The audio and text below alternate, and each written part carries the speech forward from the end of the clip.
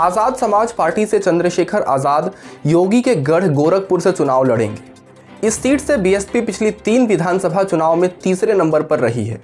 यहाँ बीएसपी की बात इसलिए क्योंकि बीएसपी का भी वही वोट बैंक क्यों लड़ रहे हैं, क्या वे योगी के लिए खतरा बन सकते हैं? दरअसल खतरा योगी को नहीं बल्कि मायावती को हो सकता है। ये मामला योगी आदित्यनाथ को चैलेंज करने का नहीं बल्कि खुद को मायावती के एक विकल्प के रूप में स्थापित करने का भी हो सकता है। पहले योगी बनाम चंद्रशेखर मुकाबले को समझते हैं। गोरखपुर शहर सीट पर दलितों का वोट थोड़ा ही है और अल्पसंख्यक भी कम है। जो दलित ओबीसी और अल्पसंख्यक हैं वो परिसीमन के बाद गोरखपुर ग्रामीण में चले गए, जहां वैश्य, कायस्थ, राजपूत, ब्राह्मण की संख्या ज़्यादा है। परिसीमन के बाद गोरखपुर शहर में बीजेपी का वोट ग्राफ बढ़ा है और ऊपर से गोरखपुर में दलित वोट बीजेपी को मिलता रहा है। गोरखपुर में बहुत सारी दलित बस्तियों के लोगों को युवा वाहिनी से जोड़ने की कोशिश हुई है। मुकाबला एक तरफा हो सकता है। अब आते हैं चंद्रशेखर बनाम माया पर। चंद्रशेखर की छवि युवा दलितों में एक लड़ने वाले और एक दलित प्राइड को हमेशा ऊपर रखने वाले नेता की रही है। पिछले सालों में मायावती की बीएसपी से ज़्यादा दलित हकों के लिए चंद्रशेखर रावण मीडिया सुर्खियों में रहे।